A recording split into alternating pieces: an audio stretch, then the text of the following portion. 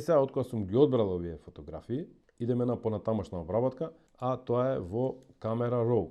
Ги селектирам сите фотографии, десен тастер Open in Camera Raw. Сега, Camera Raw е многу моќен алат. Во него може RAW фајловите да ги коригирате плюс-минус до 5 бленди, односно може да извадите информации од скоро упропастени фотографии. Во горниот дел ни се наоѓаат алатите што ни се познати од Photoshop. Во левата страна ни се наоѓаат фотографиите кои што ги прегледуваме. Овие мали тука линии се многу интересни, затоа што со нивна помош може, например, да направите од тука digital негатив файл, односно ако сликате у HDR од 3 фотографии да направите HDR тука, или ако користите некој надворешен програм, уопште не треба се замарате овдека. Како што реков, лентата со алати, лупа, раката за движење, еве ако го зголемам на 100%, со помош на раката се движам, а може исто да користите и Space, ако се наоѓате у некој друг алат, еве со Space притискам, пак сум тука. Ова е доста го користам алатчето пипетата за баланс на бело, односно доколку некоја фотографија нешто ни се сменила, еве да речеме ова удира на плаво, јас со помош на незе кликнувам на некоја бела површина и тој автоматски не враќа на вредноста која што би ни ја представила вистинска бела површина. Color sample, за да може да видите од која боја се сочинува тоа, еве го овдека ни го пише црвена, зелена, плава и clear samples. Ова е интересен алат кој што можам на одредена точка јас да одредам какви промени ќе направам, меѓутоа многу ретко го користам. Crop tool, десен тастер, сите формати на кропирање, 1.1, 9, 16, 2, 3 и така натаму, сега не кропираме ништо. Доколку некоја фотографија имате нели нешто, еве да речеме, оваа фотографија нешто не е искривена, со помош на либелата јас ќе ги исправам. Transform tool не интересира, Spot removal ако има некој проблем. Red eye овие не ги користам многу, Adjustment brush го користам затоа што со негова помош, например, можам да кажам дека сакам експозиција од плюс една бленда и да ги осветлам овие во средниот дел, Hotel Keops, а небото да се остане исто. Ево. И со оваа четка јас само делувам на површината што сум ја обележил, односно гледате, небото и плочките доле остануваат исти. Така да ова е доста моќен алат. Овој ни е градиент филтерот, односно кога ми е небото изгорено, јас можам да го ставам овој филтер и да го намалам, сега карикирам за да може да ги видите разликите, на минус една бленда. Овој не е радиал филтер, не ме интересира тоа. И тоа би било тоа во горниот дел на алатките. Една интересна работа е што сите сетирања што ги правите во Camera Raw се запишуваат во посебен файл и доколку го избришите тој файл, фотографијата што сте едитирале ќе се врати во нејзината првобитна положба. Еве сега ќе ви покажам. Еве фотографијата 5395. Еве го нејзиниот файл XMP. И сега го бришеме овој файл и фотографијата не е ни обележена, ни ништо, едноставно е ќумур. Како што може да видите, сите сетирања што ги имавме тука се изгубија. И сега ако го вратиме овој файл назад, Restore, и кога направивме Restore, еве го 5395, ни се врати. Ова не мора ни да го бришеме, може само да го префрлиме тука. Ова е битно да го знаете, затоа што, например, понекогаш некои клиенти бара да им ги предаете и RAW фајловите, а вие сте потрошиле време во нивно едитирање и не сакате да им го дадете вашето интелектуално знаење, и едноставно само ќе ги скопирате овие RAW фајлови без XMP фајловите и тие ќе си ги добијат дигиталните негативи така како што се. Па после они сами нека ги развиваат, нека ги прават, нека ги пустат. Вие секако им испорачувате готови JPEG фајлови, но ако сакаат нешто, може да си играат, ама без вашето знаење. Сега ќе ви покажам силата на Camera Raw, зашто јас многу го користам и многу ми ја забрзува работата. Во овој случај имаме една не многу добра фотографија на која што и треба помош малце за да се посреди. Зашто вака сум фотографирал? Па најчесто кога морам да искачам од кола усред зима, многу се нервирам и пошто нервозата ми го јаде вниманието, некојаш и фотографиите може да бидат потемни или посветли. Подобре да се потемни, пошто има информации во нив, него ли ако се посветли може да бидат изгорени. Во овој случај имам информации во небото, а фокусот е малце потемен. И сега преминувам на негова обработка. За секој случај да видиме балансот на бело дали е во ред, кликам на регистарската табличка, знам дека таа е бела и добивам некој приближно точен баланс на бело. Тоа е во однос на сенка, можете да му дадете и ауто, удирам малце на жолто, кастам, може да го местите како сакате, или клауди, чека да видиме клауди, еве го и клауди, добро. 6500 плюс 10 на кај магента. Во овој случај сме го наместиле балансот на бело, тоа е прва работа што ја правам. Овдека може кај оваа икона од објективот да го вклучите автоматското подесување на дисторзија и он веднаш ја препознава дека е Sigma 16 мм со бленда 1.4 и он прави мала корекција, може да видите дека колата е малце поприродна. Друга работа која што ја користам тука е кај Chromatic Aberration, доколку има, а тоа обично се гледа во периодот на овие светли и темни точки. Овдека многу нема, пошто овој објектив и нема толку Chromatic Aberration во центарот.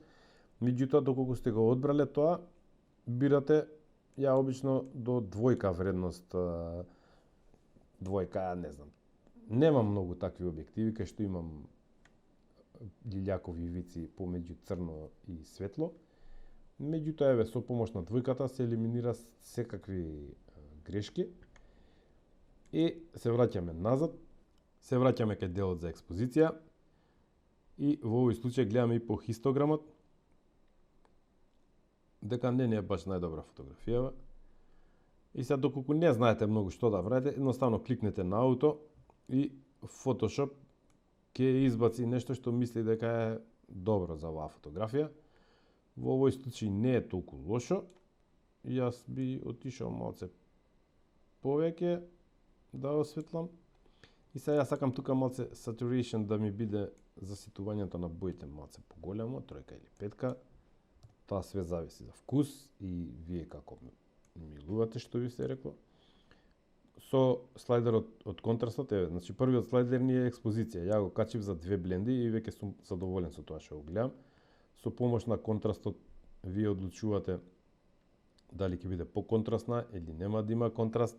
Во случајов ми се допаѓа. Светлите точки се пригушени и ова крива вака мене многу ми се допаѓа. Ја имам како предефинирана за моите фотографии и тоа баш ова иде на PSK.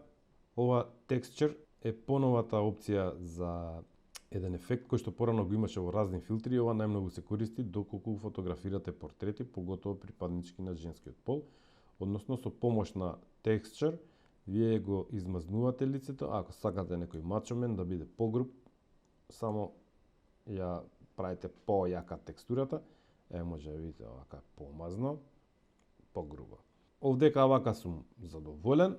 Не ми се допаѓа небото, малце сакам да го затемнам и затоа се враќаме на gradient филтерот и му давам опција со зелената точка почетна позиција. И сега овдека се вредностите што ги имам за овој филтер. Јас може да ги ресетирам. Ево го. И сега со помош на експозицијата да го затемнам небото. Може да видите, можете да навлезете и во предметот на интерес, што не е во случај во колава. Тоа нема многу да влијае, затоа што нели тоа е gradient филтер и тука има најслаб ефект, тука веќе е 50% од ефектот и овдека нагоре е максималниот ефект, односно симната експозицијата за 2,5 бленди. Исто може да си играте со другите слайдери. Ама јас сум задоволен со Од кога ги направив сите сетирања на фотографијата кои што ги сакам, има една многу интересна работа која што ми овозможува истиот сетап да го применам на сите фотографии од таа серија, односно на сите фотографии што сум ги фотографирал во делот на автопатот. За да не губам време, тука имам сега 28 фотографии. Јас со времето потрошено на оваа една за нејзино едитирање, идам во опцијата кај делот за развивање на фотографиите, Basic, и правам Save Settings. И на овој начин може да видите White Balance, Exposure, Contrast, Highlights, Shadows, White, Texture, Clarity, бла бла бла бла бла бла бла бла бла. Све, сите тие работи може да ги снимам и ги снимам како Ford 2, пошто веќе имам еден Ford снимено тамо и му викам Save. Сега идам на другиот дел, односно ги селектирам сите фотографии што не ми се едитирани. Идам на истиот дел тука и му викам Load Settings. Еве го Ford 2. Ова, значи, од 50 пати еднашка знае да се изгуби рутот и морате мануелно да ги најдете, меѓутоа ако го знаете името што сте го дале на вашиот XMP файл, тогаш преку search веднаш ќе ги најдете, не мора да го памтите ова кај ви се наоѓа, или едноставно од оваа папка направете кратенка на десктоп и со нејзино кликање веднаш ќе дојдете на местото каде што ви се запишани овие податоци за фотографиите. Еве кликам сега на Ford 2, Open, и како што може да видите, сите фотографии ги имаат истите сетирања од претходно. И сега овдека тоа е вака битно, например. Битно е дека ND филтерот не се аплицира и мора да го ставите вие сами. Еве може да видите тука.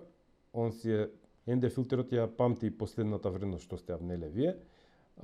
Например, оваа фотографија во однос на оваа е посветла, тука нешто сум се коригирал и малце ја затемнувам. Исто и со оваа фотографија, малце ја затемнувам, ставам ND филтер. Ако сакам нешто да кропирам, кропирам.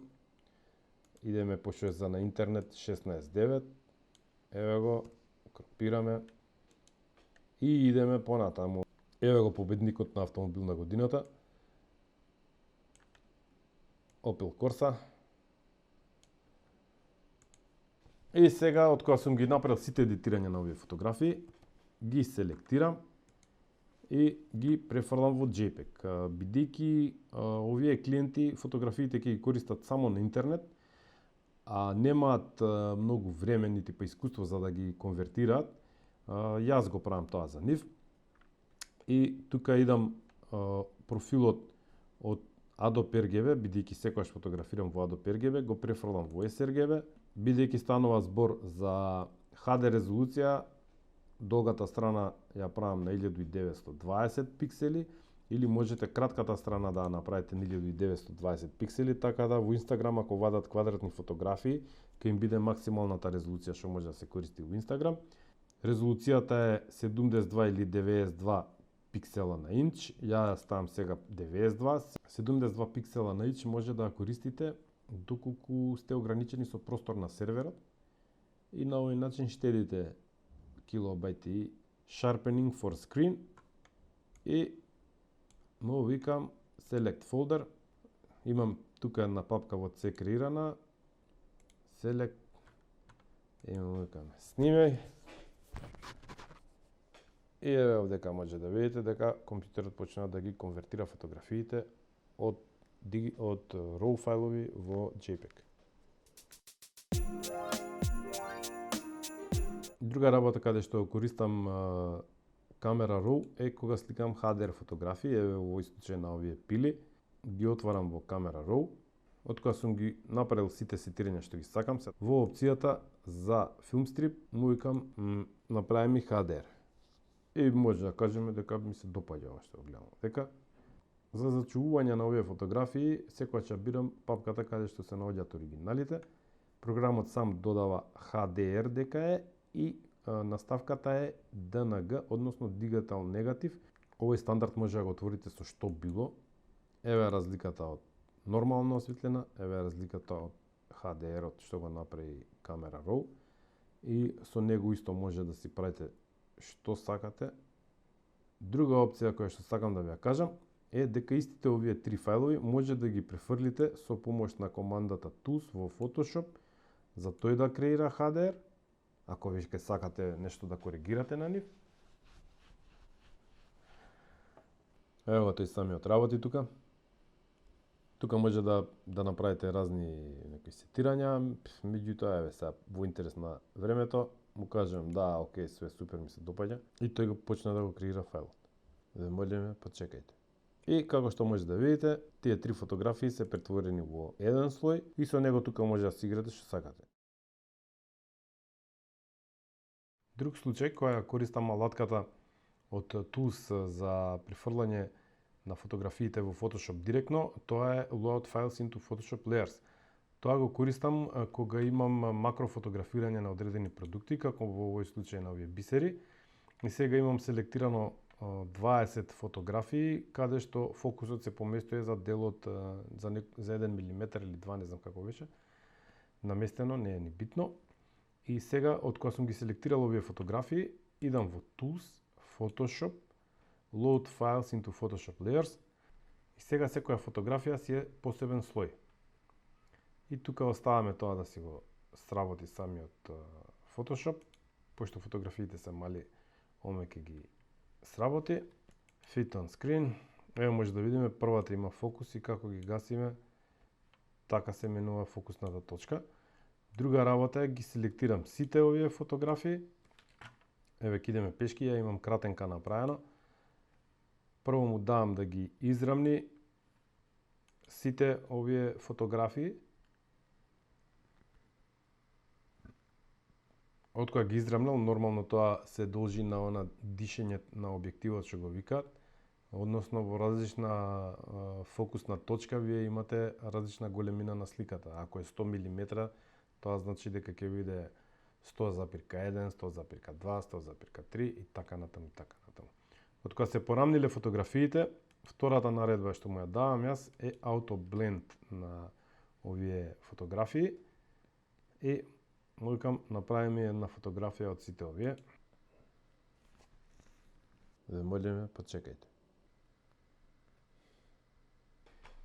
И се заврши во најдобар ред. Постојат и други програми кои што сигурно подобро ќе го направат ова, но веќе кога го имате, може да го искористите и Photoshop за да ви направи ваква фотографија. Од кога сме завршиле со конвертирањето, чича мича готова прича.